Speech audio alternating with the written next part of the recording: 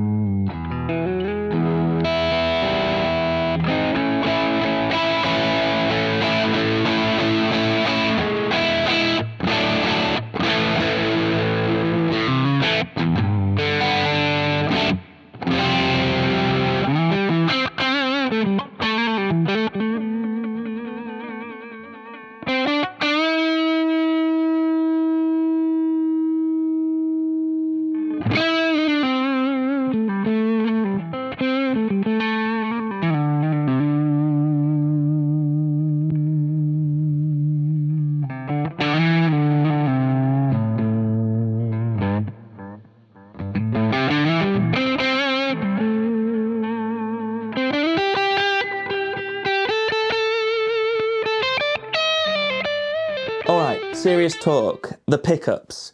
These might be, well no, these are the best PAF humbuckers that I have ever played. These are Sunbear pickups 58 reserves, but when you're watching this, they might be called 58 archives, and they're fabulous, fabulous, fabulous pickups. I think you guys may already know if you've watched other videos on this channel that I think Stuart at Sunbear is making some of the best pickups in the world at the moment, let alone just the UK. Based on a set from an original 58 burst that Stuart had access to, and the level of detail that he's gone to make these authentic is kind of crazy. He's even reshaping the pickup covers to be more akin to those original covers. The bridge is Alnico 2. It has incredible mid-range without sacrificing top-end air and liveliness, I guess. It's really responsive to your picking, which I'm personally finding I really need in a bridge humbucker. It doesn't feel compressed whatsoever. It's very open sounding. And then the neck is Alnico 3, very classic sounding for a PAF neck humbucker. It's got that full low end, but it retains something in the upper mid range that helps with the clarity. Together, they sound awesome. That funky, quacky middle PAF sound that I really, really love. They're the best. I want a set in my H150 now. In fact, I think I want Sunbears in every single guitar I own. They're that good. And I'm really happy that they're in this guitar because I think they complement the construction and the feel of the guitar perfectly. And Carl also hasn't gone crazy with the switching and the electronics. We just have a master volume and tone and a three-way switch, which I'm inclined to say is all you need.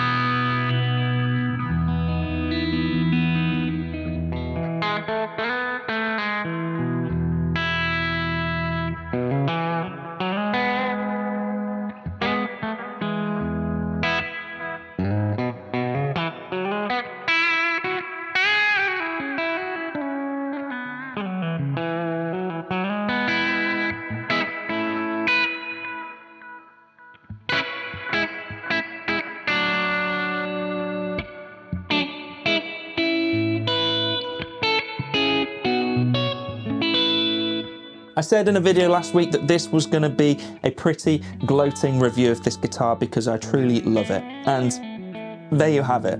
Me gushing over this guitar for 15-20 minutes. It's superb. Carl is a true craftsman, and the combination of Carl's handiwork and Stuart's Sunbear pickups in this, it's a beautiful recipe, and the end product is literally one of the best guitars I've ever played.